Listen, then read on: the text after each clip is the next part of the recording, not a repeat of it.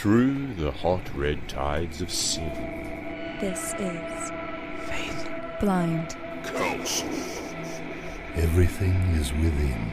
You create the light. We are one. That's it. Oh, that was a good intro. Just making fun of Dylan for not knowing how a microphone worked. I know we should have just kept it, but I was hitting the buttons wrong. Yeah. So Well, say la vie. oh, fuck it. Here we are. We're here. It's been a while. Woo! But we're here. It's episode 3 of the Faith Blind Council podcast. Yeah, back from Babylon. I mean, there was some recovery time that had to take place after that, magically, physically, whatever. Life happened. A lot of stuff. But we're back here. I am Frauder Dreadnought. Frauder Yarmarud. Dylan. You're never gonna come up with one, are you? Figure one out on something. It's just not gonna happen. Not for a couple episodes. Just gonna for a couple episodes. So like next year sometime. Yeah, At this rate, it'll be fine. Everything's fine. Yep. It'll be all right. So we also didn't do any notes for this episode, No, we're just going to kind of wing it. but it'll be fine. So the last episode we did was going over Liber MMM. Yeah. We had talked about some of the stuff in there, and one of the things that I thought we could really kind of like expand on Yeah. is we talked about different methods of divination, but I thought it would be good to really like kind of dive into divination, how it works, what you like, how you use it versus how I use it versus how you use it, Dylan, and really kind of break down not only its mundane use but its magical use. Okay, yeah, we can do that. And if we've got time, we can talk about like other tools and shit that one might need under one's belt. Yeah, absolutely. But I figured that would be a good place to start because divination is something that, like, as far as talking about like results magic, something that you can measure right away. Divination is one of the easiest things to measure because you ask a question, you divine an answer for it, and then you can measure. Well, was I right?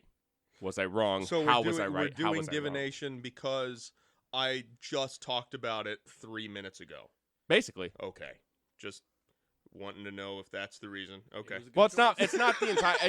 If I remember correctly, we had talked about kind of diving on divination. Oh. And we were also later in the episode going to talk about crafting an altar in a practicing space. Oh yeah. As okay. well. But Okay.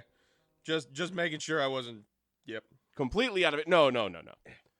But that was something that it's just one of the easier things to get into. It's also, I think, one of the most elementary like points of entry for magic, like doing magical work, because it's something that like everybody's kind of familiar with how divination like has a concept of what divination is. Yeah, spooky people in a dark room who reads things by a crystal ball. Yeah, or whatever. Yeah, staring at Encino Man. Yeah, till you get an answer from it. Yep, throwing spaghetti at a wall. Lawnmower mancy. The mancy, that doesn't work. I was gonna say that was the man who sold the world mancy, but it doesn't really flow. No, pretty anyway. Shitty. All right, so that's the episode. All right, good job, everyone. Just like a clean shit that you don't even have to wipe after. You killed it. You just killed right it. There. All the flow gone. Yeah, gone. It's all right. Like menopause. Oh. Because there's no more flow. Yeah. Oh, yeah. Got it. There it is. Just drive that one right into the dirt. Ugh. It'll be fine. Is this the menopause episode? I don't want to hear shit from you, guy who made us into the fucking Game of Thrones podcast. Oh, yeah. I don't want to hear it, you son of a bitch. Oh, yeah. Big time. All right. So. Fuck Dylan. So as far as Westeros goes. Fuck Dylan. Get out of here. You're done. Right. So we're looking for a new person who's never done chaos magic before. Yeah. All right. So reeling it back in, divination, what is it for? Divination is, at its most basic, is I have a question. I would like to know the answer to that question. Okay. What do you see divination as, Dylan? Asking a question using a tool to find it out, like a pendulum. Okay. You've given me one I've used a few times, so I actually know what divination is. I'm Awesome. not the idiot this Oh, wait. Nice try. Are you Yeah. sure? Not even a little. Okay. That's okay. Yes, yeah. And so, to myself, divination is finding out what paths one can take in response to a question. Not necessarily the answer to that question, but possible answers. So you can get. I see divination. Reading it is like tarot. I'd crafted my own tarot spread, and one of the things in that spread is that it gives you what can possibly happen if you just choose to do nothing about it. So there's one card that said, okay, this is what you can do in order to fix the situation or in order to help your situation or whatever, but here's what you can do if you just decide to do absolutely nothing, like you've never asked the question at all and just keep going about your day. So it gives you multiple answers and multiple pathways that you could possibly take. And then like the last card is, does this question even fucking matter? Because one of the things with divination is so many people, and not even just divination, so many people just stress out over, oh my god, there's this situation I'm having with one of my friends, and we're arguing over whether or not sriracha mayonnaise or garlic aioli is better, but does it really fucking matter in the long run? No. It's a fucking stupid question. Move on with your life. Coming from the guy who doesn't like hot mayonnaise. Yes, hot lettuce is the best. Does anybody like hot mayonnaise? Hot mayonnaise is how you get salmonella. Not that kind of hot. Nobody likes hot mayonnaise. The fuck is wrong with you? I would Are we adding this to the list? I would like my mayonnaise at approximately 150 degrees Fahrenheit, please. If you could take my mayonnaise and put it in the oven. Just for a tight thought. Just steam that mayonnaise, please. I used to play bass for steamed mayonnaise. Oh, God. Okay, so in that regard, I guess I kind of misinterpreted how you had posed the question initially. Okay. Because I guess the way that I use divination is more like a psychological mirror. Okay. In as much as like if I ask a question and do a tarot spread. Yeah. What that represents to me is more, this is what to look out for in that situation. Okay, or at least how your mind is interpreting the Yeah. situation. Yeah, Okay. this is how you're mapping the whole scenario, right? It's like this is like what you can draw from this situation. This is how you can interpret the outcome playing out, basically. See, and that's part of the reason why I incorporated with my own spread the concept of multiple paths.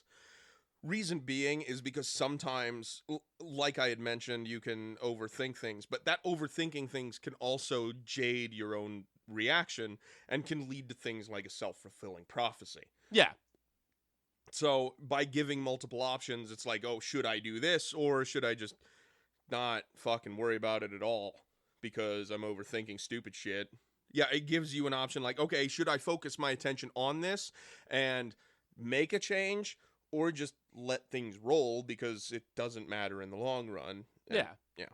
And that's like, I don't have, for like when I do a tarot read, I don't have that. But like my stones, one of my stones is irrelevant. Right. Like if I pull, okay, well then this clearly doesn't matter. Fuck it. Who cares? Yeah. Just do whatever it is you're going to do. Yeah, and then we can talk about different methods of divination. Like you had said, there's stones, tarot. I'm particularly versed in tarot, I guess. You had been using your pendulum. Yeah. Mm-hmm.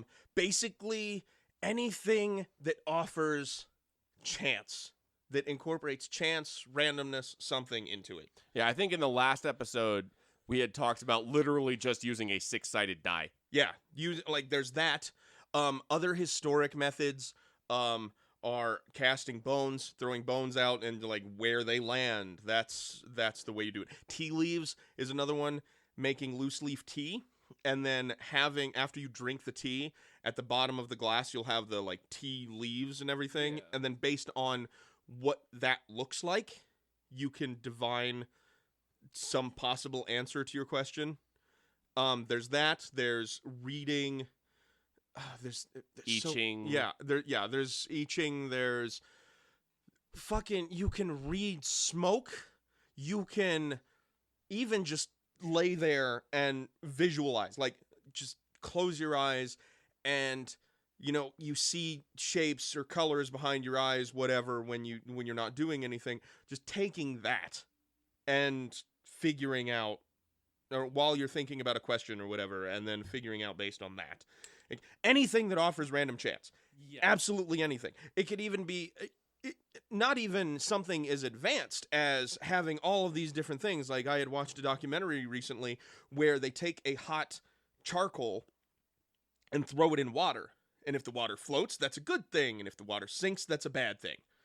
That's random chance. Yeah. Though it's like one of two answers, it doesn't matter. It's the same as like drawing straws or flipping a coin. Flipping a coin's another good one, because like you had said with the Dreadnought had mentioned with the psychological mirror. Yeah. By flipping a coin, like deciding, okay, where do I want to spend my night? Do I go to the museum or do I go to the rock show? And you flip a coin. When that coin's in the air, you know exactly which one you want it to land on. Mm-hmm. And then it lands onto it, and You're like, sometimes like, fuck the museum, I want to rock out. Yeah, exactly. Yeah, so and there's then- your psychological mirror. Yeah. In that moment, you've got your answer. Yeah. And I think one thing that's important with divination is that there's all these different methods, right? But the most important thing in any of them is intuition. Yes. You're using, and we had talked about this in the last episode, you're using these tools to tap into your intuition, because your intuition is a very amorphous thing, especially starting out. You're not going to have a grip on what your intuition is telling you on its own. That you have a gut feeling that something's bad, but you don't know why. Mm-hmm. And so you're focusing that through whatever tool works for you. For me, it's tarot. For other people, it's throwing bones or stones or drinking tea or which whatever. I still can't believe that. Yeah, I you want to try that one out. Yeah, for you sure. can do that's a really, really old one. You can instead of using tea, you can use coffee too. Oh yeah, really. Yeah. Like anything that would basically leave a sediment at the bottom of the glass. Once you get to the bottom of the glass, then you have it tilted towards you, and you hold the cup up to your face, and you see all of the sediments as they land down, and you figure out a picture on the back of that, or based on those sediments, based on the leaves. And then just divining from that. Mm-hmm. Yeah. Yeah, so that's, literally every form of divination is tapping into your intuition. Yeah. And once you realize that, you'll start to figure out like what tool is the best for you. And you can, any tool can do anything, but if the only tool you have is a hammer, eventually everything's going to look like a nail, right? So you'll find what tool best suits you as a practitioner and as a magician, just as you practice different things. So I would encourage people to have multiple forms of divination. Yeah. And to use them when appropriate. Like I have my stones. I purposefully don't use them very often so that I don't get overly familiar with them. Mm-hmm.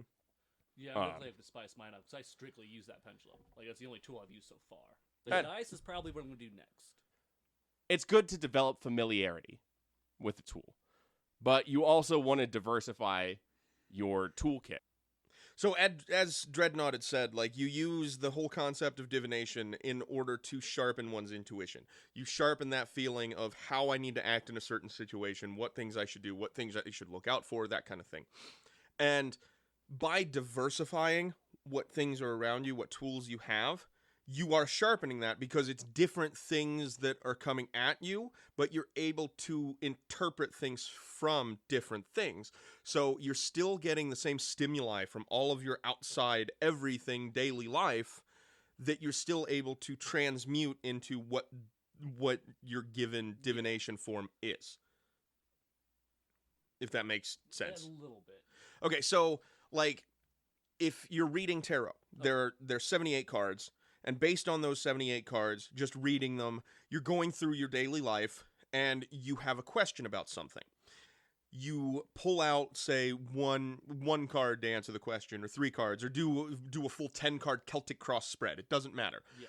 Based on reading those cards, you're able to take what stimulus you had from earlier in the day or earlier in the week, whatever, and tell yourself, like, this is what all of these things mean. This is what all of those stimuli mean from what these cards are showing me.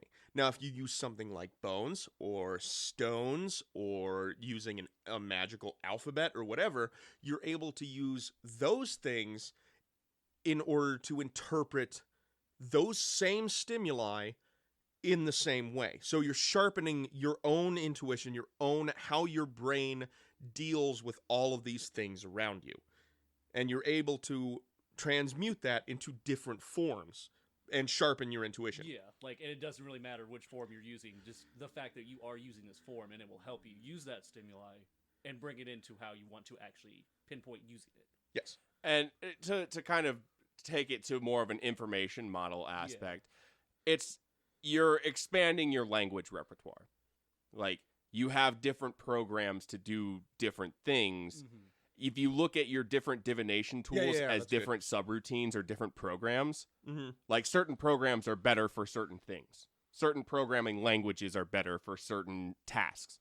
So you have all of these different tools so that you can interpret them. Like, you can use them to interpret, like, if I need to do something that, C++ is better for writing or whatever,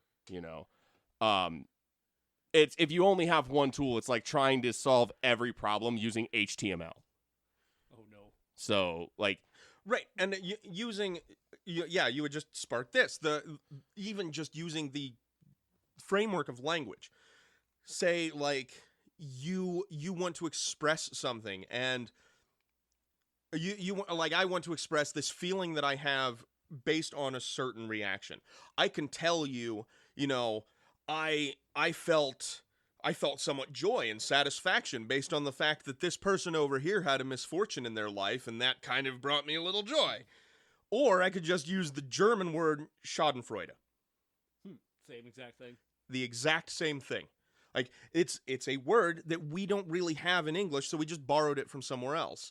And it's based on, like, you're still able to get that information out of it. Yeah. But one form is differently crafted and better at getting that information to you. more precisely defined. Yeah. Yeah. So that's, I think, why it's important to familiarize yourself with multiple different forms of divination. And you'll eventually, through practice, start to realize that they're all tapping into the same framework, basically. Yeah, it's just using one that I feel comfortable with. Well, not only that, but it's good because you're going to interpret them differently. Like the tarot, right? The cards are the cards. They're the same 78 cards across whatever deck. But how you interpret them is going to be different from how I interpret them. It's going to be different from how Yara interprets them. Right, because it could be the even like different decks. Like, because personally, yes, I could go with traditional meaning for each card, or I could do what the card is telling me based on what the artwork on that card is. So, for example, I use primarily the Ritual Abuse Tarot deck by Ryan Sheffield. But I could also use Crowley's Thoth deck, and it would be, like, I could have entirely different meanings for a different card based on what it's showing me. But it's really just a way for me to read my own intuition. Yeah, and those cards, I'm assuming, are the exact same thing. Just a different way of reading them. Yeah, it's different artwork, it's different. interpretation. Yeah. Pretty much. I mean, I think Shit. that kind of hits it right on the head. Do we have anything else to kind of bring into that as far as divination goes? I mean, as far as that, like, you guys were mentioning a lot of tools, like casting bones, dice, the pendulum, tarot. Can you just use anything? Like a glass of water that I spill over and interpret spill? Yes. That's Yes, you actually a can. thing. It can be. Literally, Yeah, very much so. it goes back to as long as there is an element of chance. Yeah. If there's an element of some sort of randomness, then yes, you can use it. Yeah. Like, even just make shit up if you want to. Like, I live in a brick building. If I wanted to, like, I could use a form of divination where I take a hammer, go downstairs, and just take one smack against the brick, and then reading all of the little pieces that fall on the floor. I could determine something out of that. And that also is kind of, you go into kind of the idea of chaos magic and replacement. Mm-hmm. You can make anything into divination. Yeah. Like, Bullshit. But, and along with the whole concept of, sharpening your own intuition, that's also where you have things like tarot readers. And a big skeptical argument for a lot of people is, oh, you're just doing a cold read, you're doing this, and you're not actually whatever. Yeah, but I'm reading my cards based on what the cards are telling me. Clearly, that is first and foremost. Yeah. well, for real quick, for the sake of, I guess, efficacy, what, like, when you talk about a cold read? Oh, okay. So, like, if I do a cold read, like, me doing a cold read on you wouldn't work because I know certain things about you. It's a cold read when you do it with a stranger. Yeah. Or someone you have no information of prior. Right. So if I were to have a tarot shop and someone comes in and gives me some money and I read a spread for them, that would be a cold read. I know nothing about them. As opposed to if I were to do one for you, if I were to do one for Dreadnought, if I were to do one for my wife, whatever. Like, I know things about them. I know things about you. It wouldn't be a cold read. And that's one argument that a lot of people have, a lot of skeptics have towards what divination is what you're doing is cold reading, you're just throwing things out, whatever. First of all, I'm reading what the pictures on the cards are telling me if that's what I'm doing. If I'm doing another form, I'm reading what, like, if I were to use the Elder Futhark, which is the runes, if I were to use that, if I throw that out, I'm just reading what those are telling me. But at the same time, I am crafting a story based around it. I am crafting a story based on my reaction based on what the divination itself is telling me, also based on your reaction. Like, if I were to get a card that said, you're having a terrible time with your wife, but then I also noticed that you don't have a wedding band and you just look at me with a look of confusion, well, clearly that card's telling me something wrong, or I'm not interpreting the card correctly. And so instead of, like, you're having a problem with your wife, it could be you're having a problem with someone who is feminine. Like, there's some like, maybe one of your coworkers is really pissing you off. Like, that's what it could be. I'm misinterpreting the cards. So yeah, there is cold reading, but then again, based on all of that information, you take that and you take something valuable out of it. Yeah, you apply at least something that you Right. can set out of the reading. And that's, what it comes down to is, if you come to me with a question and I'm laying out a tarot spread, I interpret the spread, but you interpret the read. Yeah, exactly. Just two totally different things for the people who are involved And in it. in general, somebody, and you're going to have people that are just looking for a reason to shit on, like, well, that didn't make any sense. You read, this is bullshit. Like, okay, fine, whatever. Fucking who cares? Like, go enjoy working at a factory some more. But in general, people will find something useful. Right? And so when you get a read, you're scouring your own mind and figuring things out. So if I were to say, like, yeah, okay, you're having a problem with some feminine aspect in your life, you could go through your mind like, oh, am I? Oh, wait, that's right. There's this one chick at work who, like, it seems like everything I do pisses her off, and I just keep forgetting about it. So really, what am I doing? What am I doing that makes her mad? And so the next card comes up, and it could be like, you're showing yourself too arrogantly, and it's like, oh, okay, so that makes sense based on, okay, if it is honestly that woman who has a problem with me, then it could be, I'm coming across as a dick, and I should really, like, change my behavior, and that could make my time at work a little bit easier for me, a little bit easier for her, just because I'm being a bit of a dick. And it's all because I read a card that said, there's a little bit of tumultuousness amongst you and someone who's feminine. Like, you could take that in any number of ways, but it makes your life easier in the long run because you interpret my reading, which is how I interpret the cards and how I interpret your reaction to the cards, in a different way. And one more thing I kind of wanted to bring up is, as you're working with something, we've been talking about familiarity. One thing I noticed when I was like working with my tarot decks, specifically the Wild Unknown, which is a fucking gorgeous deck. Oh, it's so pretty. But I'd noticed kind of like this almost reverse engineering, where I would, I'd do daily reads to start familiarizing myself just with the cards and everything. But I would, something would happen and I would kind of associate like a card with it. Of like, oh, this feels kind of like a, 10 of whatever, like an ace of wands or whatever, right? Like, you'll kind of start getting those, and it's your intuition is informing you kind of thing. Now, you have to be kind of careful with that, because then you'll start pushing, like, self-fulfilling prophecy. Yeah, you're trying too hard to... It's like when you go looking for synchronicities. Yeah. But there are things that'll happen, and you'll be able to tell when a certain method is clicking with you. For example, I had problems with my pendulum forever until I started using it in a specific way, which was to help me find my keys. Yeah. Or help me find stuff that I'd lost in my apartment. That's what I use it for now. Yeah. So, I mean, one of the things that I've seen a lot of is like talking boards for pendulums. Talking boards? Yeah, so Ouija boards, that kind of thing. Yeah. And so, like, that wouldn't work for him because that's not how he uses it. But say for you and your pendulum, hey, it might work. I mean, that might be something that you could click into. But, I mean, you don't know until you try it, and that's one thing that people need to, like, why you need to diversify your practice.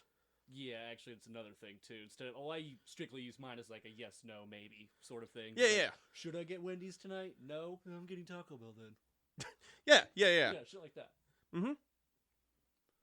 You have the language board, or talking board, I think is how you said it. Yeah, That seems really interesting. Using my pendulum to, like, communicate with it through that. Mm-hmm. Yeah, you would just, because, like, the traditional kind of talking boards, how they were was before, Milton Bradley or fucking whoever made the fucking Ouija board. Yeah. So instead of that, all on a board or everything, like, one of the traditional ways of doing it was you would have a letter, like, written on a piece of paper, and you would spread it out into a circle, and the planchette was like a wine glass or something. And so you would move it around on the circular table, and it would go to each letter. And you could do the same with a pendulum, and just move your hand, or not move your hand, but let the pendulum swing that way. And that's another thing with, skepticism towards things, because with pendulums or talking boards or whatever, it's skeptical argument against them working is that it's idiosyncratic motor effect. So basically, it's your subconscious that is moving that pendulum in a certain way. It's not actually some outside influence. It's not whatever. You know what? Sure, fuck it. That's what it is. That's literally, yeah. Yeah, that's what we're talking about. It's like within a psychological model, that's absolutely fucking what it is. And so, like, when you did your thing, should I choose Wendy's or Taco Bell? Like, yeah, the pendulum tells you, all right, honestly, yeah, I was a little bit hungrier for a fucking taco than I was for a Baconator. Yeah. And it doesn't fucking matter. Like, sure, yeah, that's what it is. Well, those are the same people that are, like, pissed off because they went to a fucking psychic and didn't get the winning lottery numbers. Yeah. Like, you are at a certain point, you're deliberately you're deliberately keeping yourself uninformed. Well, yeah, and I mean, you're sabotaging yourself. Yeah, and so, like, of course it's not going to work because that's not how it works. No. And so it is that motor effect. And so, like, because one thing that you can honestly do with a pendulum that I honestly need to practice more on is you can talk to your subconscious. You can, yeah. Really? Yes, you can talk to your subconscious. Get yourself familiar enough with your pendulum and have questions on a board or whatever, and like, or if the pendulum's going a certain way, like yes or no questions, you can have conversations with your subconscious where you can ask yourself something and watch the pendulum as it goes, and it will answer you. And so your subconscious answers that for you. So it is true. I don't actually need friends. I am my only friend. Yeah. Sure. But pump the brakes on the friend talk. That's right. My subconscious is a treacherous motherfucker who does nothing but fuck my life up. Yeah. Mine's just stoned. So, But yeah, you can use a pendulum to talk to your Yeah. subconscious, and by talking to your subconscious, you could you could ask questions like, is this going to be better for me in the long run? Because your conscious mind doesn't know what that is, but your subconscious is like, no, you should maybe steer it in this way. And we had talked about that with the whole psychological model, I think in the first episode, Yeah. where what you're doing is you're breaking that psychic filter between your conscious mind and your subconscious mind. That's what the pendulum can be used for. yeah. And it's one of the few, so this is one of the few times, and if you ever talk to certain practitioners of things, they'll talk a lot at length about, well, you shouldn't ever let somebody touch your tarot deck. There's all these rules about it. Suck my ass. I'll do what I want. This is the one time if you're using a pendulum to speak to your subconscious, it's the one time that I would actually advocate for having a separate pendulum for it and having it be distinct enough so that when you pick it up, You know that you're talking to your own mind. you're conditioned. It's almost like a Pavlovian response of you pick this up and all right, it's time this is what we're doing now specifically. Mhm. So Which, and that can, when I read tarot for other people, no, I want them to touch the deck, because if I follow the energy model, I would say, by you touching it, by you cutting it, you're putting your own energy into it. Yeah, just helps But- the reading further. Right. If I were to do it based on psychological model, yeah, your mind might have briefly caught, one of the cards while I was shuffling, and your subconscious mind could have done a card counting thing. And so when you cut the deck for me, it leads me to where you actually should be reading it. or information model, by you touching the deck, you're imprinting part of some sort of thought, some sort of idea there that can be picked up by me and read. Yeah. So yeah, there's lots of reasons why I might want you to, transfer that into my tarot deck. Yeah. And not just no, it's mine, don't touch it. Stay away from my deck. Don't touch my cards. You'll make them filthy, peasant. That being said, if somebody doesn't want you to touch their cards, don't No, fucking don't be a dick. Don't be a dick. Don't be a dick. That's the law of Thelema, really. Still be a dick. Yeah, sort of. When we went to Babylon. Yep. It's a pan-Thelemic festival, which basically, I think I had mentioned, as long as you follow the Thelemic law, you're welcome, which is, do as thou wilt shall be the whole of the law, love is the law, love under will. Don't be a dick. If it's not someone's will to do something, don't impose yourself on them. I don't care what the fuck you do with your own life, but the minute it starts intruding on mine, that's when we have problems. That's when your will crosses over into mine. That's when there are problems. But if it's your will to do something, if you want people to touch your cards, sure, fuck it, I don't care. Get their grubby little fingers all over it. Touch them all over. Right. But with myself, if I just want you to touch it that one time, that's it. Don't just fucking rub them all over your tits. Just don't be a dick. Don't be a dick. I think that's an easy rule we can all follow. Yeah, don't be a dick. You'd be surprised. Yeah, it's really hard for some people. You'd be fucking surprised. Don't be a dick. Yeah, whatever. All right. So I think that's a good spot to work in our first break. And we come back, we can do some talk about some kind of expanding on some different magical tools. And we can talk a little bit about that. So let's do a break, and then we'll come back and do that. Woo! The Faithblind Council would like to take this time to give a very heartfelt thank you to West of Hell. At westofhell.com, you can find handmade occult artifacts, ranging from ritual leather masks, prayer beads, qliphothic mirrors, and other tools of the craft, some even made from human bone. Their resident artist, Curse Carter, creates these pieces with an anti-cosmic and adversarial intent. With years of experience in art forms like tattooing and leathercraft, if the tool you're looking for isn't offered, let them know. Commissions are always welcome. So go out and support West of Hell by visiting their website at westofhell.com. That's WESTOVHELL.com. And we're back! Yeah! Jesus. Jesus, let's not do that again. Oh, we're God. keeping it. Why is Okay. it- Too late. Yep. It's Fair enough. That's the one we're going with. Okay, so we're back and we're here to talk. Now that we've done the basic rundown of divination and why to do it. Why to do it? It's kind of like Fantastic Beasts and Where to Find Them. Divination and why do it? No, why bother? Right. Why, divination and why bother? Realistically, why? Like, we're all just waiting for the heat death of the universe, anyways. So Yeah, what's the point in knowing shit? right. Yeah, that's fair. If we're being honest. Yeah.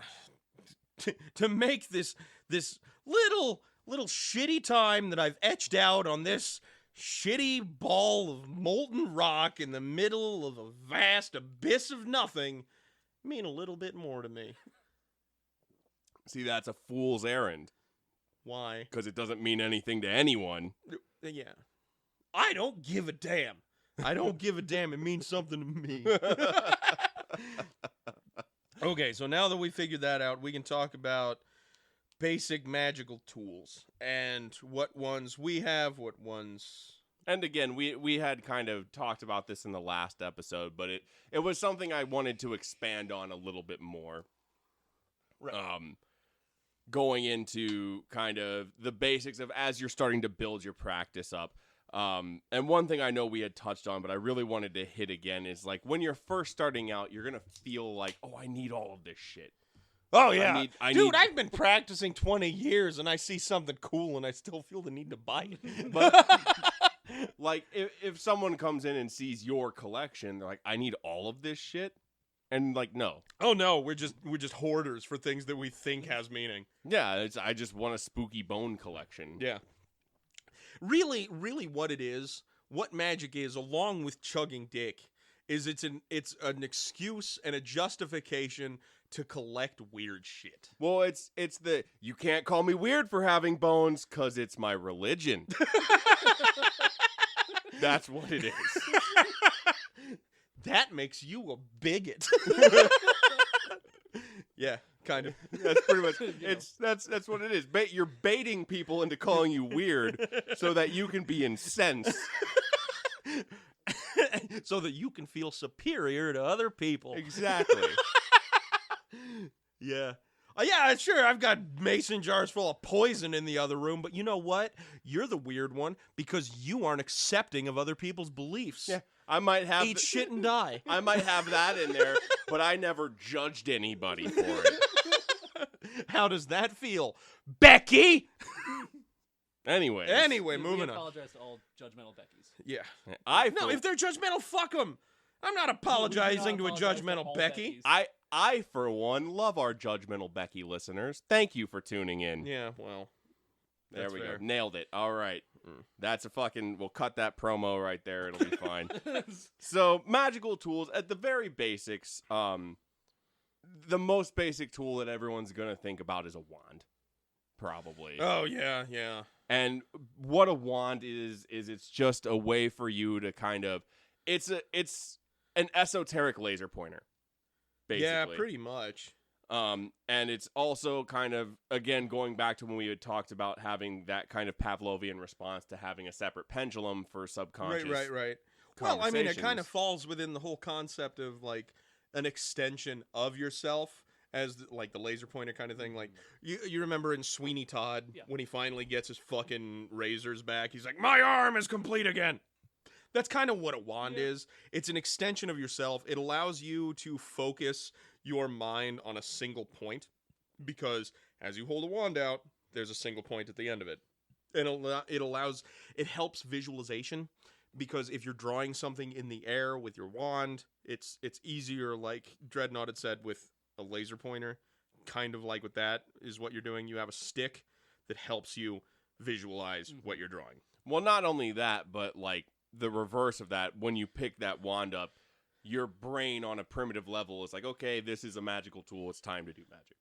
Right. I mean, it's the same thing with, the statement of intent, the whole grounding thing, whatever. Yeah, and when we had talked about ritual craft, about like you have all of this garb and you do all of these things to kind of key your mind into. Yeah, to put yourself in that magical mode. Yeah, and that's essentially what all these tools are doing. Right, and you can make it out of anything because it's the same kind of concept as, you know, what my intention is being put behind this tool. So following different like correspondences, you can follow, okay, well, oak is a tree that represents the sun, so I'm doing mostly light magic, and I'm like bringing illumination to people, so you can get a wand made out of light. Or a flashlight. Or made out of light, made out of oak.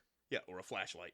You could, You get one of those ones with the cool little fucking cone on the front of it. oh yeah, And buddy. then you got an actual light pointer, Or use a laser pointer. but it's not as phallic. No, you definitely need the battle. Maybe not the lasers you're using. Yeah, I know. I only have access to those shitty ones you get at Walmart. Right. I don't get the cool JPL ones because I'm not Jack Parsons.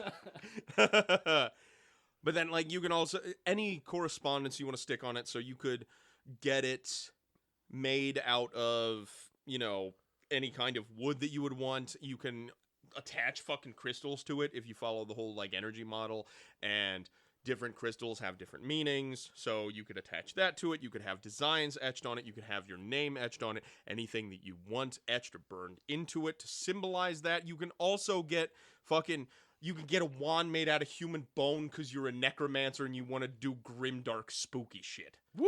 That sounds fun. And there's an argument to be made about making your own wand. Not out of human bone. Whoa! Yeah, speak for yourself. I'm just Take a saying. step back, you bigot. I'm just saying. You No, I'm bigot. just saying you're probably going to go to jail for a while if you try to do that. Not true. Or you're going to be What if I missing use part my of your own- leg. Oh, yeah. Not true. It is not illegal in the United States to sell and possess human bones.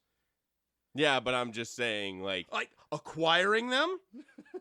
Man. it's But to sell them, gray. like, as long as you don't, like, you got to figure out a way to get it legally, but owning it and selling it, two different things. Like, no, it's not illegal to do that. So take your bigotry and you can wash it down with a nice tall glass of shut the fuck up. okay.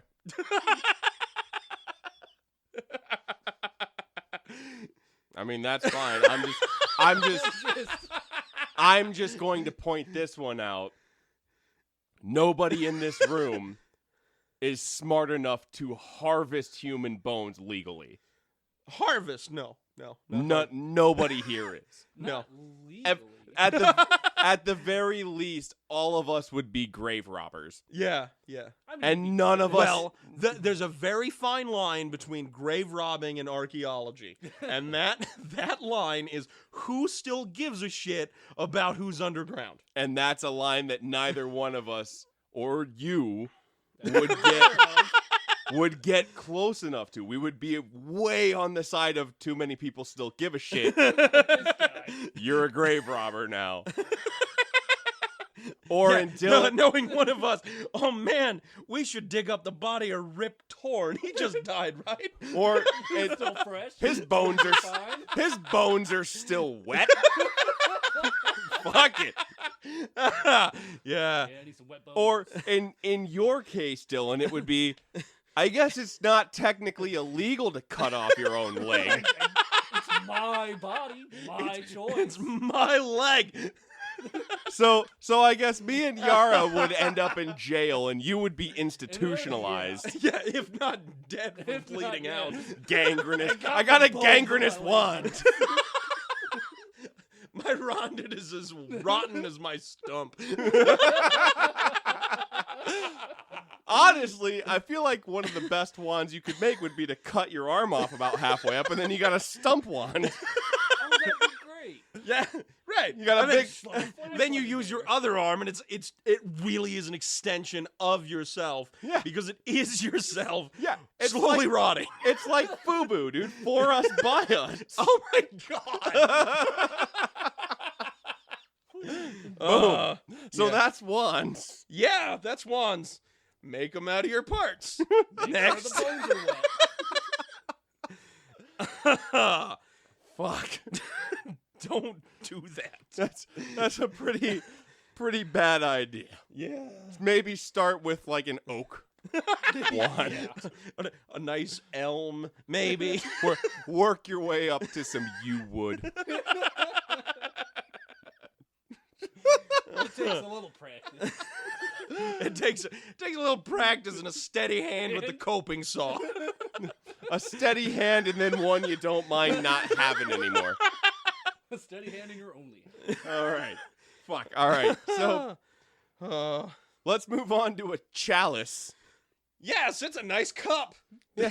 That can be made out of human skull. I knew that was what was coming. We're talking bones, baby. No, okay. Yes, you can do that. Most You of them because they're leaky. They got the eye sockets there. All the wine's gonna fall right out of it. It's best if you cover them in a nice lacquer, maybe some polyurethane, and polyacrylic. Who knows? It's up to you. You're the magician. You seal it how you want. Possibly with more bones. Yes, Shove bigger bones in just there. glue more bones to it. Take these sacred bones, and then what you're gonna need is a tube of Gorilla Glue. E6000. That shit will bond forever.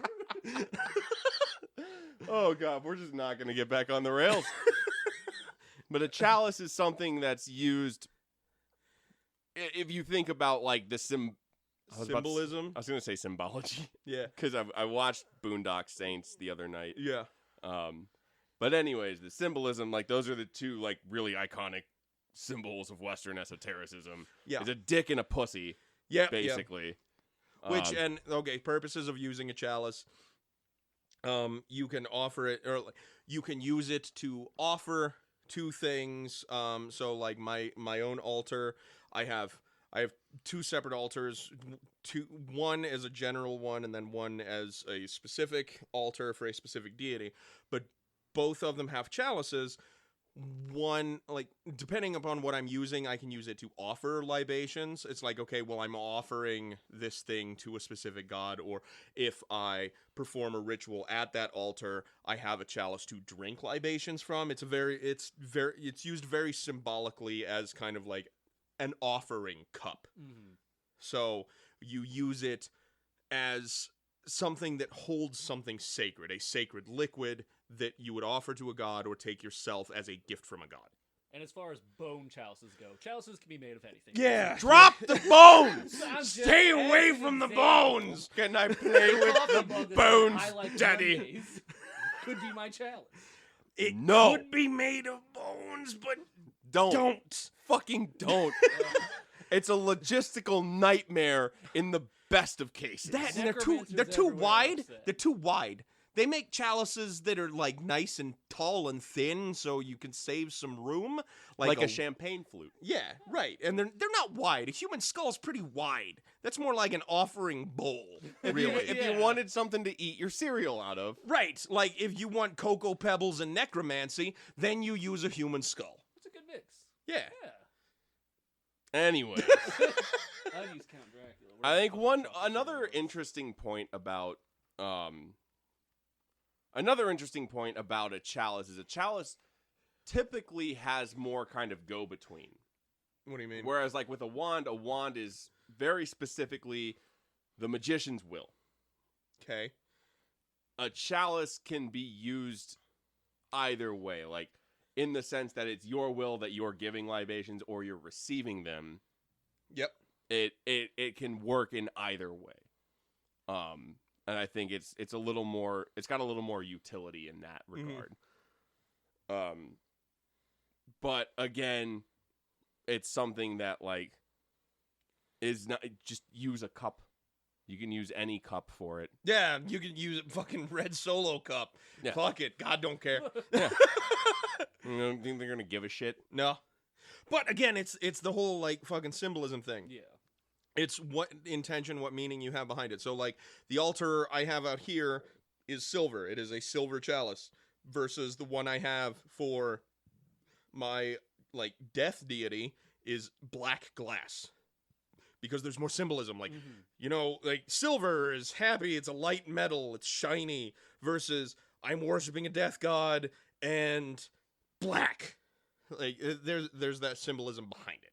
Fucking racist. What, you bigoted asshole? I don't need to hear any judgment from you. But okay, so you've got those are like the two kind of most basic tools. Would be the wand and chalice. Maybe even if they're not maybe most basic, most iconic. Yeah, like definitely the most memorable. Yeah. Other tools, candles. Oh yeah. Absolutely candles. It gives you a nice ambiance. Not just that, there's candle magic, which we can talk about later. But as you can see on my altar, I have a shitload of candles up there. I have candles fucking everywhere. I have an entire fucking drawer full of candles.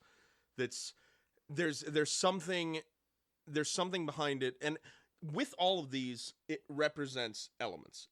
It goes back within Wicca, within that kind of thing. Each one is representative of an element. With the wand, depending on the tradition, it's either fire or air, because you're drawing through the air or whatever. Candles can represent fire. Chalice represents water. You also have athames, which is a ceremonial dagger, which is used as a magical weapon. Can represent fire or air, depending on the tradition, whether it's Gardnerian, Wiccan, or Golden Dawn. They're different. But each one of these can represent an element. There's also the paten. The paten is basically it's a plate or a tile or something that has a pentacle or something or a symbol drawn on it that acts as a focal point for your magic, and which can represent Earth. Mm-hmm. So, and it would typically be used not only as a focal point, but also again as like you use it for offerings and shit. Right. Especially because so say within Wicca you have the pentacle drawn on it, and that thing represents your practice, because the pentacle itself, a star within a circle, represents the 5 elements of nature. It represents Mother Nature herself. It represents all of those things. It is upon the paten that you can bless it. You can put anointing oils on it. You can give it libations, things like that. It's basically like a physical representation of your own practice, of your own god. Mm-hmm. Which, again, another thing that you can have on your altar is a statue. You can have a statue representative of the god or whatever that you're currently working with. Like right over there, I have Baphomet as a representation of all of these things come together, versus my other altar, which has a statue of Santa Muerte, the Saint of Death. So, Grim Reaper kind of thing. Because it's representative of death, so I have that. Now, when it comes to statues, does it have to be like an actual statue or a token to be used? Whatever you want. Okay, cool. As far as going back to practicing chaos magicians, pivot. Yeah. Pivot. You can use anything as long as you attach meaning to it. I could use this empty can to be a chalice if I wanted to. Poor choice, but you do you. All right, I'm not gonna have. This show's so full of bigots. I'm not gonna sit here and have you two bust my nuts for being judgmental Judies, and then you're gonna come here and tell me that this is a poor choice. Get the fuck out. Okay, maybe not a poor choice. Son of a bitch. Fucking deal with this horse shit. At least it's not hot mayonnaise. But it could You're the hot mayonnaise of people. Oh, I deserve that one. I had that one coming. Oh, fuck. Okay. So I guess this is just as good a time as any to like transition into altar space. Right. Well, and then answer the question, why fucking have one? Why have an altar? Yeah. Like same reason you would have magical tools to help you focus and have a place that's designated for I'm doing magic here. Mm-hmm. Mm-hmm. I'm assuming not even 100% necessary. Just as long as you dedicate an area, that could be the altar. It depends on your practice. Fair enough. Because chaos magic is highly Ritualized. and highly personalized. Mm-hmm. Right. So, like, things that I throw on my altar that aren't they aren't necessarily things that anyone else would want in there. I'm quite a distance away, but I can see that I have these little, like, timeout bottle things, which are, they're plastic bottles that are filled with glitter and glue, so that you can use those for divination. I have my grandmother's dirt, her grave dirt on there. So if I've done work with my grandmother and asked her to help me out with certain things, so I have her graveyard dirt on there. I also have the cords that you can see hanging off the side that were used during my wedding as the hand fasting. That's significant to me, so that has magical power to me. What kind of magical power does the plush dog have? It's cute. Yeah, that was actually for a couple of years ago. It was Year of the Dog. For it was a whole thing that we did for Chinese New Year. Back in Kansas City, my wife and I went to with a couple friends, and we did rituals based around dogs. And so we had gotten that at one of the things, and so that has significance as Year of the Dog and friendship and that kind of thing there. So it's things that have significance to you. Very much so. Yeah. Like, it's not just, like, you can have it as just very basic tools. Yeah. As just, like, okay, here's my wand, here's my chalice, here's my athame, here's my paten, my bones. That's it. That's all I have on here. That's all. But myself and my own practice, I put up things that have significance to me, that I'm going to, like with my grandmother's dirt, that's something that I use sometimes. Like, you could see it as a necromantic act, or you could see it as, hey, I'm calling my grandmother who's from across the veil to come help me out because I need it. And that's something that I use a bit. So instead of me rooting around through a fucking drawer, it's right there. Like, my grandmother's right there. It's all right there. If I need it, I know exactly where it's at. That central location, your altar, and you got a really nice spread. Dear listener, you can't see it, but it's pretty nice. They also can't hear you because you keep turning away from the microphone. Right. Technology. Fuck. All right. Are we just going to strangle each other by the end of this episode? Maybe a little bit. I'm the first one going. I mean, it's just a little bit of light bondage. Like, don't worry about it. All right. I would say one thing that... Be gentle, trash daddy. I'm the trash man. But I would say, like, one thing that differs between, like, for your altar space versus mine, right? Mine tends to rotate a lot more. Yeah. As I'm working in something else, I will clear off my altar and just put new shit on there. Right. And that's not to say that I don't do that, because I honestly, under my altar itself is on top of like a curio cabinet thing. So there are drawers that are inside of it that have more tools, but I've gone through it, and some things that don't really hold the same significance anymore because so much time has passed or whatever, they're sitting under there. Yeah, they still have some significance, and I can look at them like, oh yeah, that's what this meant, but it doesn't have the same kind of oomph that it did. Mm-hmm. And yeah, I do go through cycles where, it's like spring cleaning. It's that whole concept. Like, it's all been there for a while. We haven't done anything with all of the things on there for a while. It's time to cycle through it a bit because our practice has changed. Let's find those things that aren't necessarily within our practice anymore, and move through it. Are being put on, they're being put back into the tool bag. Right. I'm getting ready to start a long stretch of working primarily and solely with Goetia. Yeah. And so in that regard, like, probably tomorrow is going to be take everything off of my altar and repurpose it for that. Mm-hmm. So there'll be, things like that'll happen. And my altar space is very similar. It's literally a dope ass old crusty cabinet that was in my fucking apartment when I moved in there. It was one of the only pieces of furniture that was in there. Yeah. And I was like, that's my altar. It's mine now. Like, they can keep my couch when I move out of there, but I'm taking that altar. I ain't moving this fucking mattress again. Nah, they can keep that too. Fuck them. Anyways, it's also a thing of like for me, I have a room dedicated to my altar. Right. You also live alone in like a 2-3 bedroom apartment. Yeah, but it also like even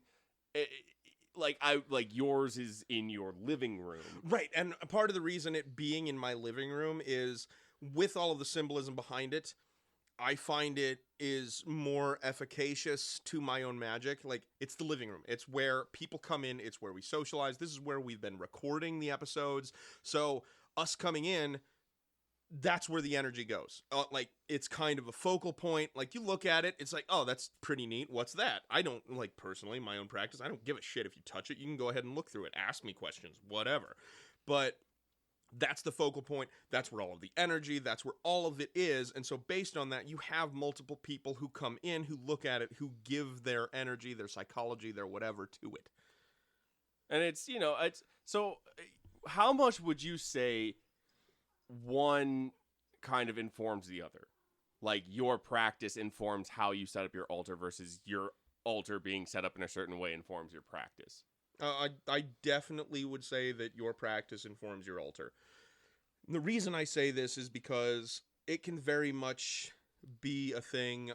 Like, I shared online recently, there was one person who is going around who is a self-proclaimed witch hunter and goes out and has threatened killing people who practice the occult and shit like that. Just general shitty things. And because of that, because of the whole, like, there is very much a social stigma behind people who practice anything occult, behind people who practice magic. There's your own familial problems with it, like your family may not approve of it, which can do whatever. And because of that, you can want to keep your practice secret. And that's very much a personal choice, and that's something to be respected. However, like, I'm very open about it. I'm very open about my practice. I help other people with their own. There are many people who I come across who keep it private, who keep it secret, and I understand that. And I will do whatever it takes to keep that secret, even if they still come to me. But myself, I don't care. Like, I've already been through the fucking stigma and all of this in 20 years of practicing. My family looks down on me for all of this shit. I don't care. I do not care. Because I want to help others, and I want to be there for you and your own practice and all of that, and help, show you the way and whatever. And so, if you come over to my place, it's open. Like, all my practice, it's right there. I'm the dude with the weird spooky jars and all the shit hanging from the ceiling and weird shit. I'm fine with that. I don't care.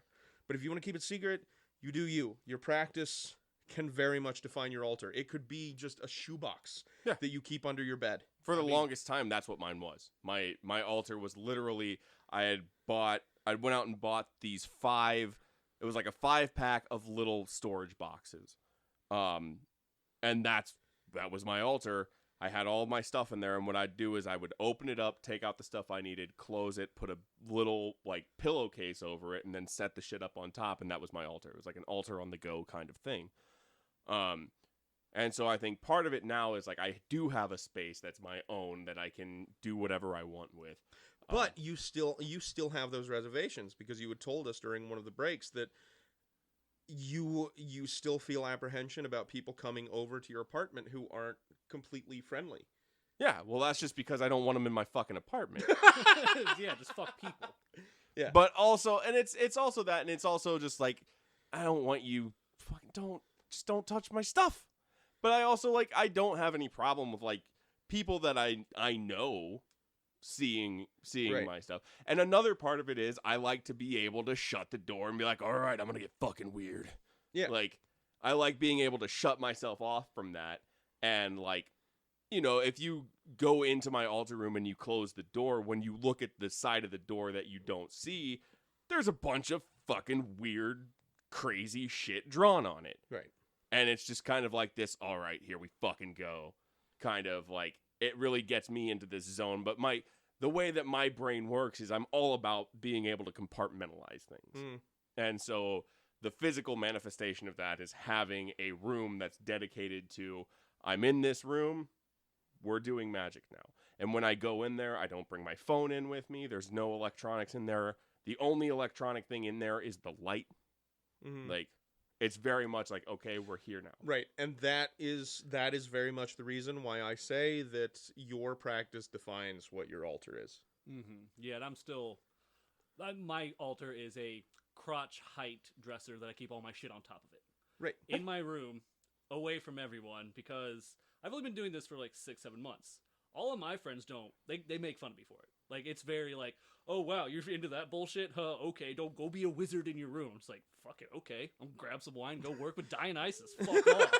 Yeah, dude. Fuck Yeah, 'em. it's great. Yeah. Close my door and that's it. I'm just back in a great mood. Fuck yeah, time for some magic. Yeah. And in the background, I'm going to play some shitty techno music.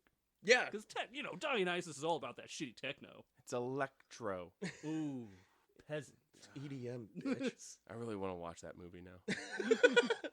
Anyway, yes, and so like, and that's the purpose of having an altar as Yeah. a place to practice, as a place that brings a focal point to your practice, as a place to put things that are symbolic to you.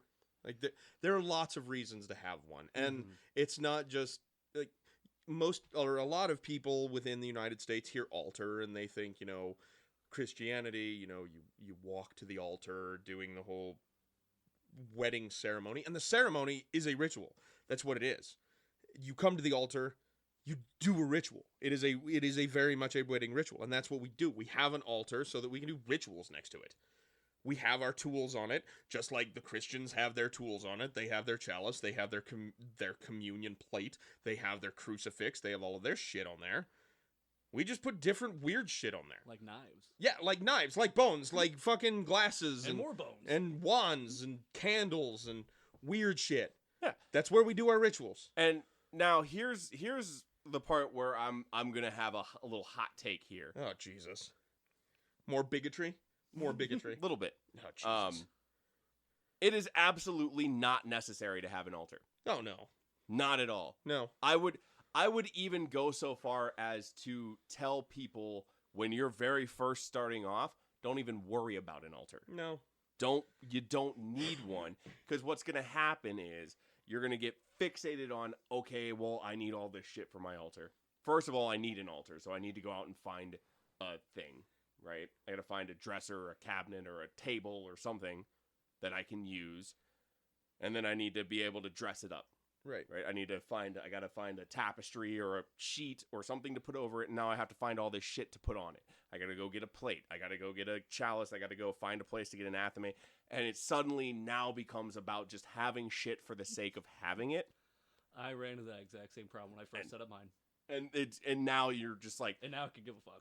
it becomes this like, okay, well, now I gotta buy this, I gotta buy that, I gotta buy this, and suddenly you're just dropping money on shit and you don't even know why you're doing it. Right.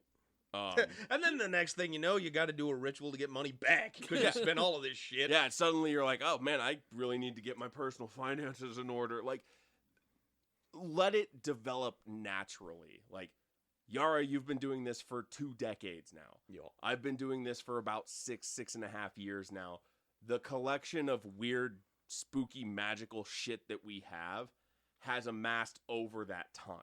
Yeah. It's not Like, yeah, I have 20 years of bullshit that I have spread throughout my house. This isn't something that I just all got in one day. Like, and it doesn't have to come from some place that, sells super expensive shit. It could be from someone who is a magician who makes things just in their spare time. And they're just like, hey, man, here you go. Like, I made this talisman.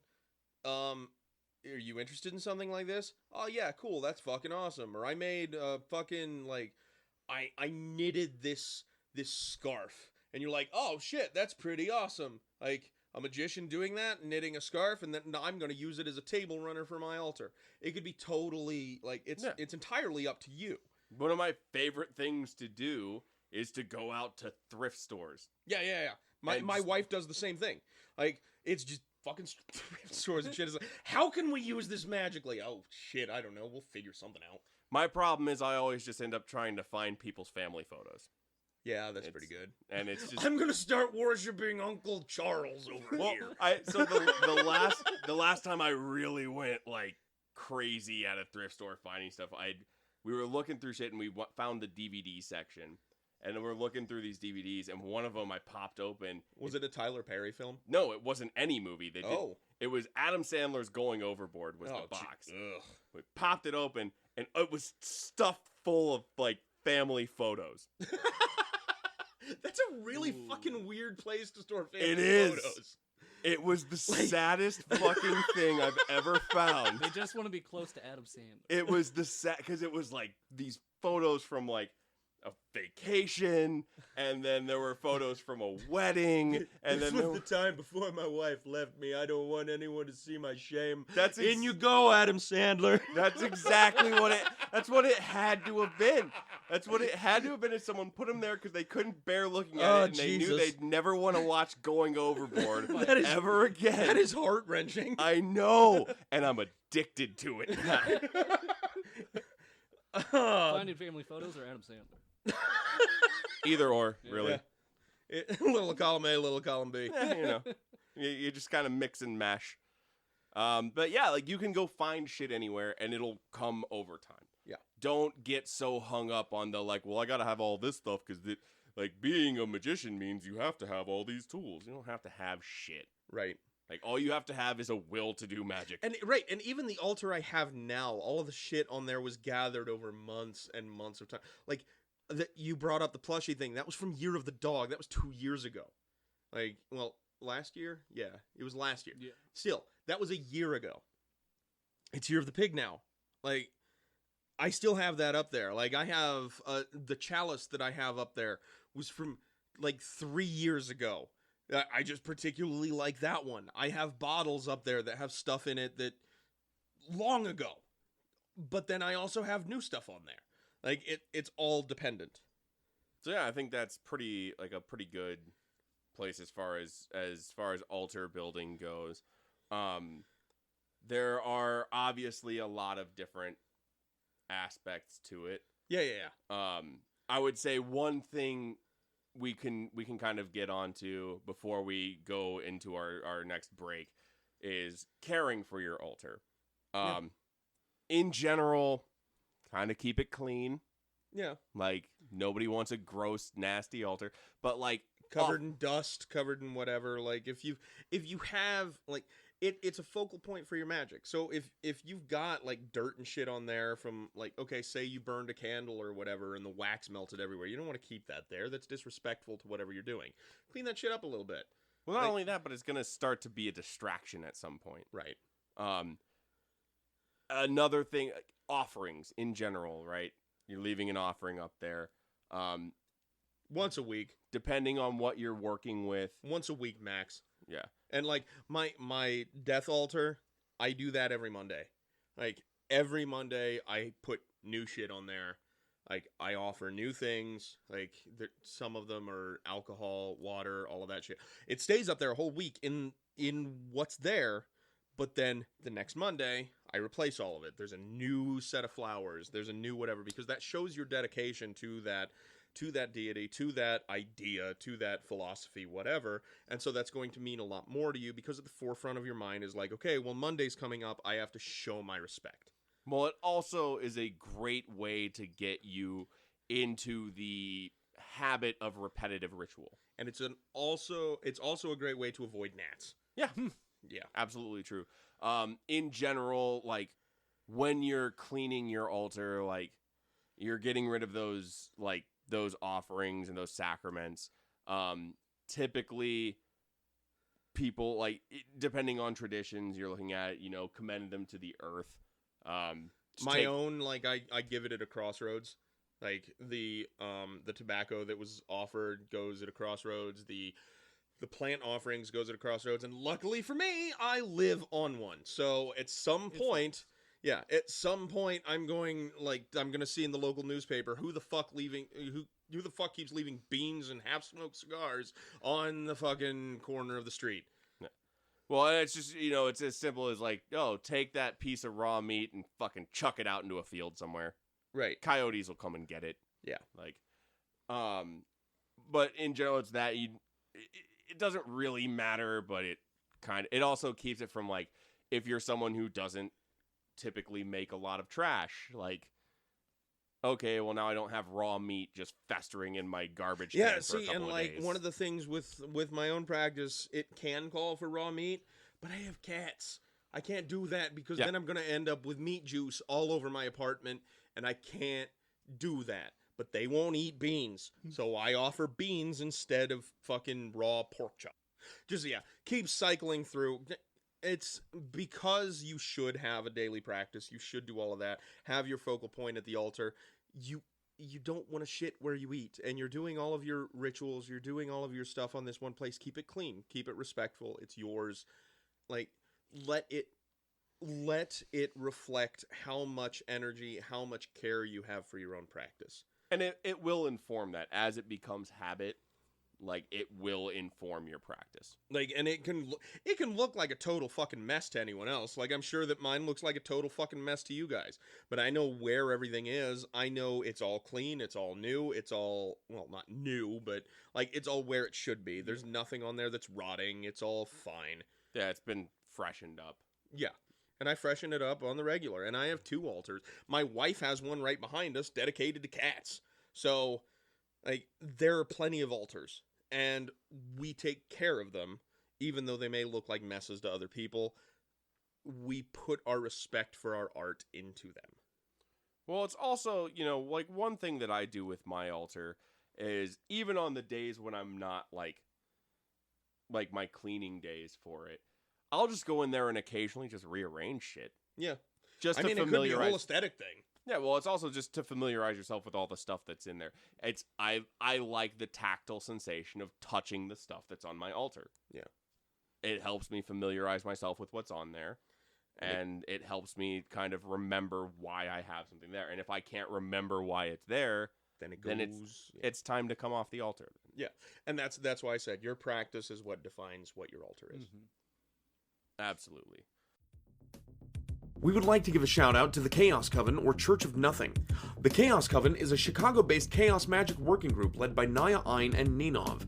They host workshops every 3rd Saturday of the month from 3 to 5 p.m. at the Occult Bookstore in Chicago, Illinois. Considered by some to be the oldest spirit shop in the world. Each class is pay as thou wilt, with a $15 suggested donation. You can find the Chaos Coven and the Occult Bookstore on Facebook or occultbookstore.com. And we're back! Yeah, well, it's better than what we did originally, so... Because I didn't say anything. Good. Yeah, fuck Dylan. It's just, you know, it's important to know when not to speak, and for you, that's... Always. All the time. Almost always, but not right now, because right now we're going to talk about... I know it's been a while since we've done our last episode, but I want to talk about where you're at right now with your practice and how you're improving. And how you feel you're improving and what you think, like how you think you've done from month 0 till now, basically. So the last episode, our challenges were divination, which we talked about earlier in this episode. You've been working extensively with your pendulum. How do you think that's going? Pretty well. I've been using it mostly for the, yes/no aspect. So instead of like before I was using divination, I would flip a coin to make my choices, or I would just sit down and just go into a way too long think about what I want. Instead of just now, it's picking up my pendulum, asking the question I want. Oh, hey, look at that. There's my answer. But my question then is, you're still using the pendulum basically as kind of a coin, right? Yeah. Yes, no, maybe so. Yeah. So, how do you think you can improve upon that? Instead of asking simple yes/no questions, what was that talking board that you brought up earlier? Yeah. I could use one of those. Yeah. Expand my circle instead of just yes, no, maybe so. Have other more focusing on the questions and expanding my circle of just yes and no. Like, there can be more to it. Right. One thing I would suggest for that is assigning something or figuring out something for each of your cardinal directions with your pendulum. That's going to effectively double your options from 2 to 4. And then you can kind of expand from there, 4 to 8, 8 to however, just swing it a little bit farther. Yeah, basically, you're going to be able to kind of expand that way. And it also, because if you go straight from, I've been using it for yes, no, to I'm going to do a full-on talking board, that can be a little overwhelming. Which isn't always a bad thing. But something I want to work towards. instead of jumping, headfirst into it. We had talked about creating realistic and achievable goals. Mm-hmm. And that's something that if you start here and you're like, okay, I'm going to go from 0 to 100, that's a lot of steps to take, Yeah, especially when I'm still figuring out and working with it. Right. You've only been doing this for a couple months. Mm-hmm. Fun stuff. For sure. So, you have that. You also have a tarot deck. Have you done like anything with that at all? Or not a lot. The last time I used it, I gave my friend Stephanie a reading, and she, gave me a reading too. Other than that, it's mostly I'll wake up, pull out 3 cards, and give myself a quick reading. But even then, I don't really use the tarot too often. How has your work been with it, though? I don't know. That's the problem. I haven't been really keeping my journals close to me, so Gotcha. it's I think it worked okay when I gave Stephanie a reading, but I have no basis to actually found that on. For me, it's entirely like I use it more, so I think I'm getting better at it, but that's entirely me. I could just be lying. As far as the pendulum, right? Yeah, You're because using it tarot more, I don't yeah. use too often. Gotcha. That little Phoenician bag of coins you gave me. Yeah, like the one of alphabet chips. coins, yeah. I've used that a little bit, but Okay. not nearly as extensively as my pendulum, or even to an extent the tarot. and again, as far as journals go, I feel like I can probably speak for all 3 of us. We're pretty fucking terrible about it. Everyone is bad at journaling. Um, Everyone. But especially like it's just a really difficult thing to do if you're not in the habit of doing it. But you need to force that habit. You have to. Yeah. Because That's the way you get better. By looking at what you did in the past, and you're like, okay, well, based on your reading with your friend Stephanie, Mm-hmm. based on that reading is like, okay, well, I read these cards this way. However, I read the cards like 2 weeks later, and this is what it told me, and this one was closer, so maybe like my interpretation was a little off, and so this is how I should be reading that card. Makes perfect sense. And it also goes towards like being able to have a tangible measuring stick. Mm-hmm. Like at the very least, something to reference back on. Yeah, Right. and like it's to talk about like in the beginning, right? The way that I improved something as simple as meditation, I only know that I was able to improve it tangibly because I kept a daily meditation journal. And as you go on, you kind of don't need to worry about it as much, but I only know what worked because I had that daily record of this worked, this didn't work. And especially when it comes to meditation, Mm-hmm. like you start doing something, and if you're keeping a journal of it, say one day, oh shit, I just had a giant fucking epiphany.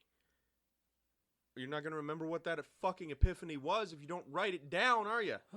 It was a good epiphany, though. Yeah. Whatever it was. But it's important to be able to keep those notes and be able to reference back to them. And not just for our show at all, but Yeah, for for your my own own magical for your career. own practice. Because one thing that I would like to do is have you bring what notes that you're comfortable bringing in, and just having us look over them and be like, no, this is fucking pretty on point. Like, this is good. Yeah, or, give some Yeah. criticism as well. Or like, and you Help could come me to out. us, say like, hey, every time I pull this fucking divination card, every time I pull this tarot card for divination, like, it's not right. What am I missing? Yeah, and it's the same as if you were to try and go to get your computer fixed, or you were like on a forum asking about a problem. Mhm. The first thing they're going to do is ask you for a log. Yeah. What you're doing right now is akin to trying to. Well, my computer won't work. Well, Why? Do you have a log? No. Well, And, like- what's not working about it? I don't know. It just ain't working. Well, that's not helpful, dude. Yeah. So you need to be able to keep those so that we can. And by we, I mean like as whomever you Kind know. of a community. We're a Yeah. community here. Yeah. Yeah. I mean, so we didn't mention it, but prior to this episode, we had developed an egregore for our group, for our podcast, for everything. And so we developed a mascot. We have a mascot for our podcast, and its name is Skafuckle. Fuck yeah, Skafuckle. Skafuckle. We all developed it. There was a ritual that was done. We have a mascot for Faith Blind Council, and its name is Skafuckle. So, yeah, we need to put energy towards Skafuckle, and Skafuckle's gonna work for us. We have a fucking mascot, and it has the coolest name ever. Yeah, Really does. so by doing things that are, even though it's not entirely for the show, but it's a little bit for the show, like Yeah. that's going to feed energy to that egregore. To our dear Skafuckle. And it goes for all of us. Like, like I need to be better about actually typing up show notes for shit. Like, Right. But So that that's we're all- not just, discussing something that Yara was talking about 3 minutes before we decided to record. yeah, whatever. Still leads to a good episode. Yeah. No, that's all right. It's all right. Everything's fine.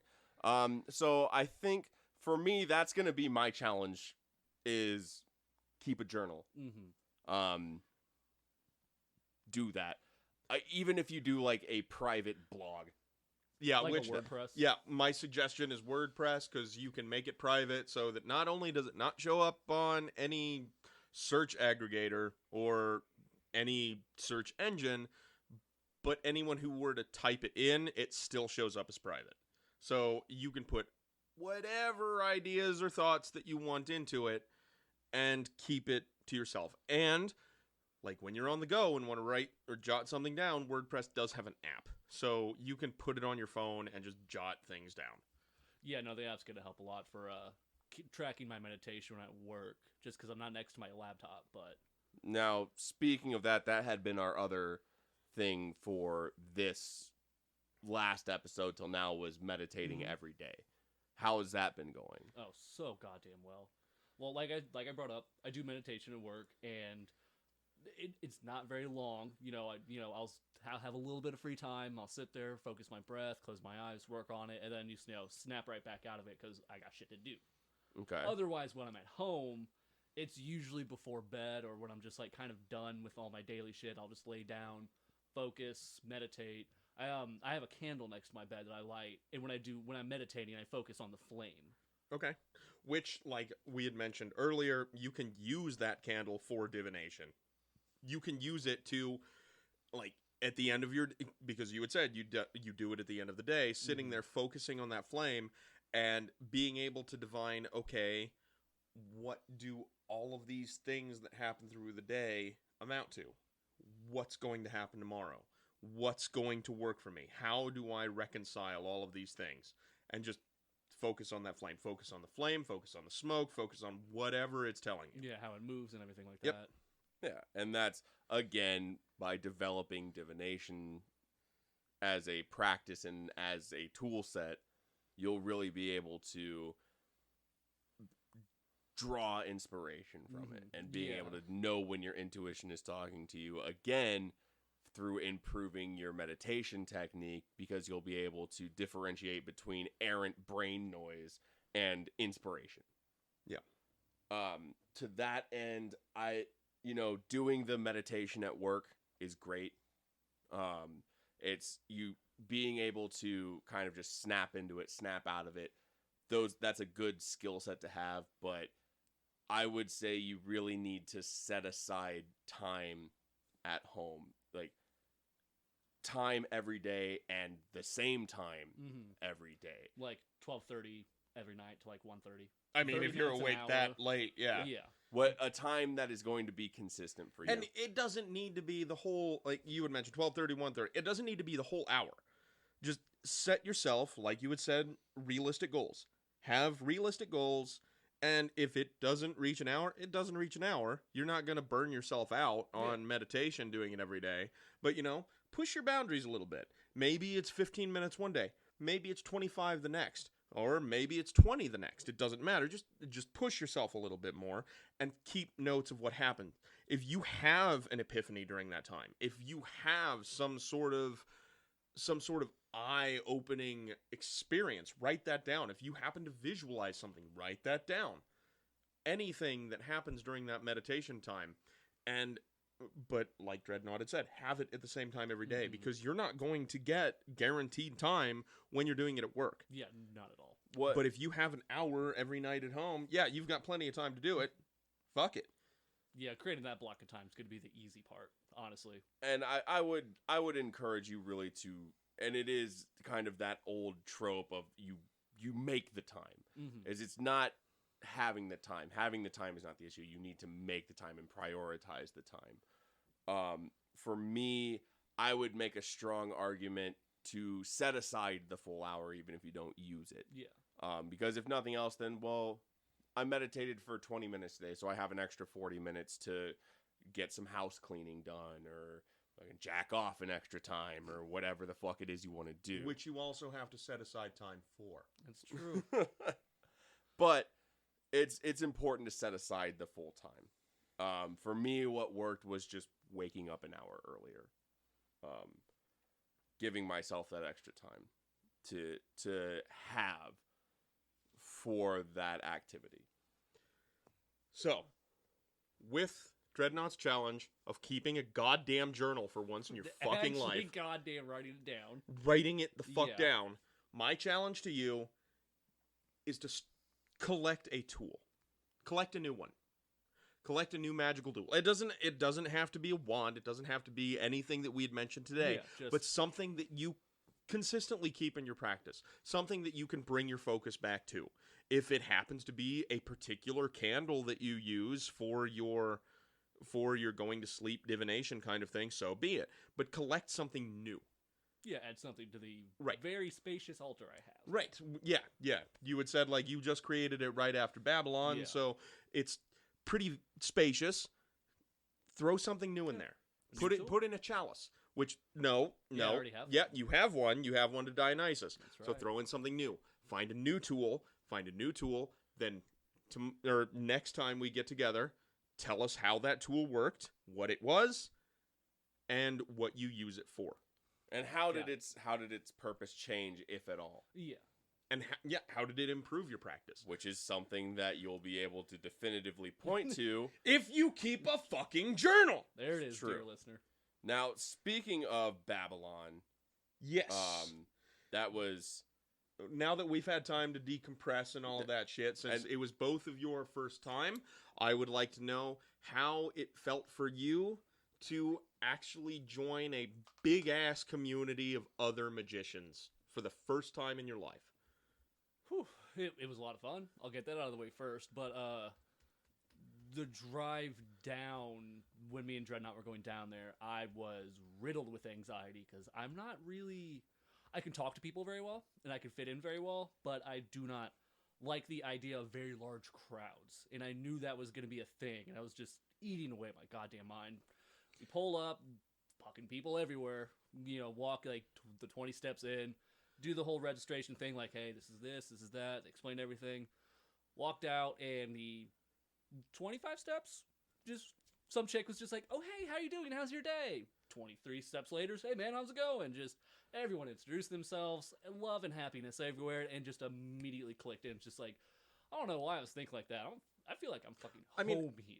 And that was one thing, like, even though, like, there was a big crowd, there were hundreds of people there, like, it was in the woods, so you didn't see everyone at one point. Nope. No. It was actually very bearable. The only time I did see everyone was at the Feast of the Beast. Yep. And it was pretty nice. It was a cool fire. And yourself, Dreadnought? I want to say the thing that I heard the most about you, Dylan, was God. the phrase. Was that I'm hot mayonnaise? That was the thing I said the most. That makes sense. No, the thing You're fucking steamed mayonnaise, you bitch.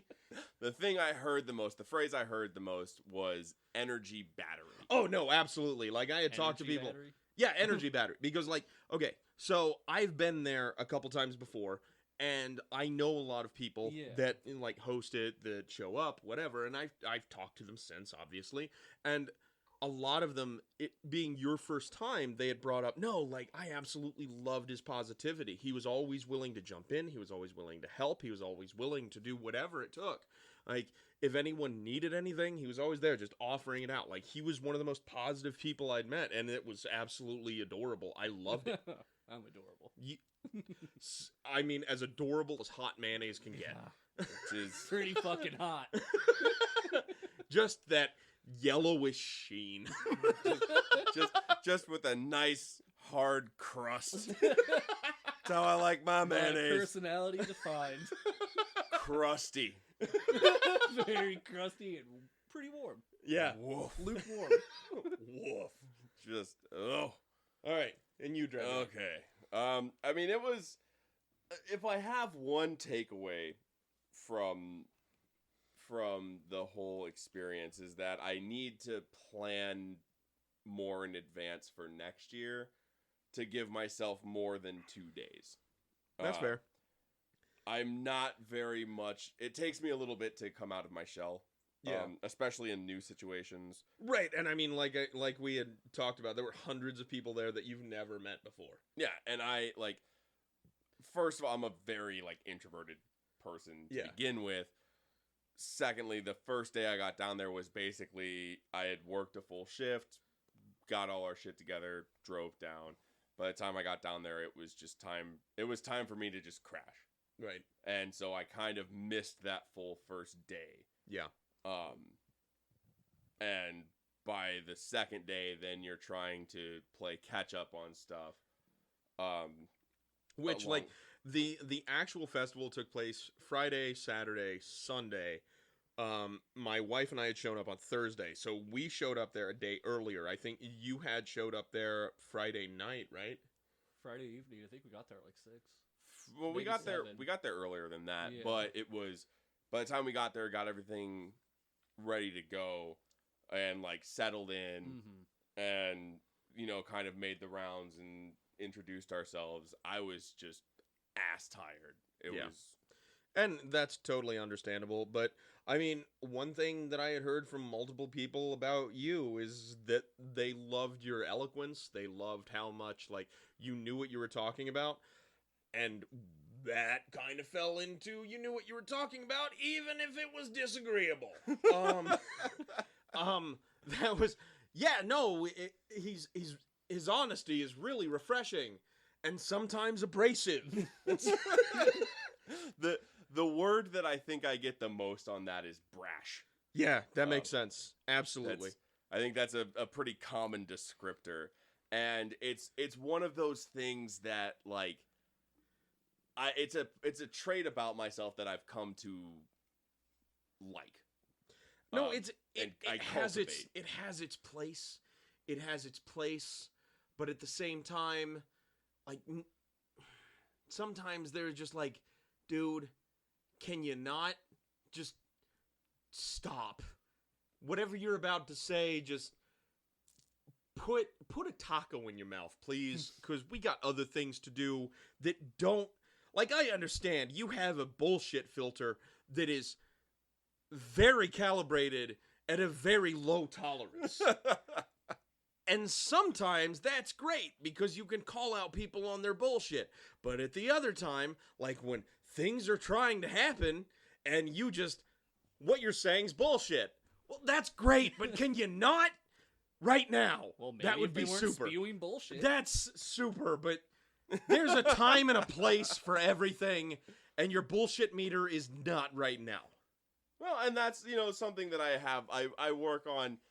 Not that I work on like, oh, well, I need to up my tolerance. I've worked on being able to recognize when I need to just kind of extract myself from a situation. Yeah, that's good. That's good. And that's like, I feel like that's just the happiest compromise I'm going to get out of it. Yeah, because you're not going to get along with everybody. No. You won't. Except for Dylan, because everybody fucking loves Dylan. Except we don't either. No. We don't either. What is so appealing about hot mayonnaise? I can tell you on the next episode. I've never understood why people want hot mayonnaise. You just don't get it. That's how you get salmonella. So everyone, like, loved Dylan, but some people were like, nah, that dreadnought guy, yeah, I could take it or leave it. And you're not going to get along with everybody, and that's fine. That's totally okay. You won't, because there's some people that you have just, like, you just disagree about shit. Like, they're people. Okay, it's a fucking outdoor festival. It's an outdoor festival. You're gonna get people who are like, you know what? No, like, deodorant is oppressive. Yeah, no, it's not. Can you just put some on? Like, it doesn't. Like, I understand the antiperspirant thing and putting aluminum in your pores. I get that, but fucking rub essential oil in your pits. Like, you smell like a hot You smell like hot mayonnaise. There it is. You smell like the You garbage. smell like my personality. You smell like a garbage person. Can you give a shit about other people? And that's where that whole thing about don't be a dick comes back to. If you smell like you belong in, like, on the offset, on, like, fucking B-roll of the Warriors where it happened in a dumpster. If you smell like that, just put a little essential oil somewhere. That's fine. Or maybe a stick of just deodorant. Not antiperspirant. Like, I get the opposition to that. But saying that deodorant is offensive, have you ever been to, like, an anime convention? Or Magic the Card Gathering. Yeah, or a Magic the Gathering, like... Or spent 3 months without running water. Yeah. Military. That's... Yeah. Because I promise you that's way more offensive than putting on goddamn deodorant. Yeah, that's an offensive thing. Like, I understand your offense to antiperspirant. You don't want to clog your pores with aluminum or whatever. But just rub some plants that you find along the way on your body to keep me from having to smell you at 20 paces. Like, that's good. I shouldn't need to know whether or not I'm downwind from you. Right.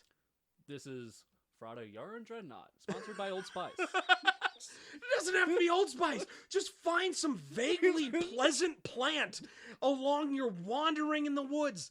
Oh, that looks pleasant. Like, there are yellow leaves. There are yellow flowers. I'm going to rub that on my body. Do that.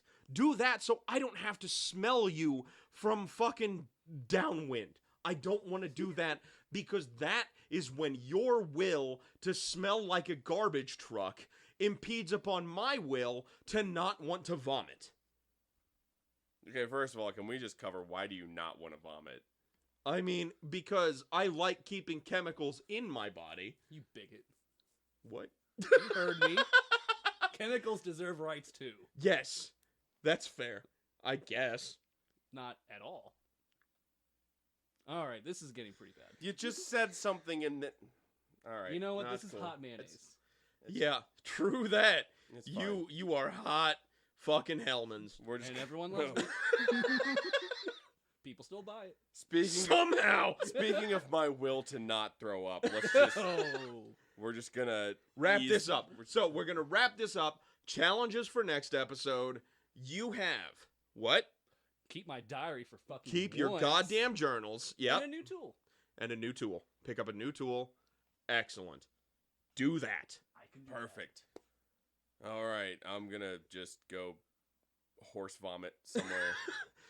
Okay, before we leave, we'd like to thank our sponsors. Welcome to Paradise and West of Hell. that. Yeah. Well, All right, Dope ass name. we will be back soon. Also, launching soon. TM. We're gonna have our first side episode Okay. coming out, which will be fun. So be on the lookout for that. And Fuck yeah. other than that, let's get the fuck out of here. Hail Skafuckle. Hail Skafuckle. Fuck yeah. Yeah.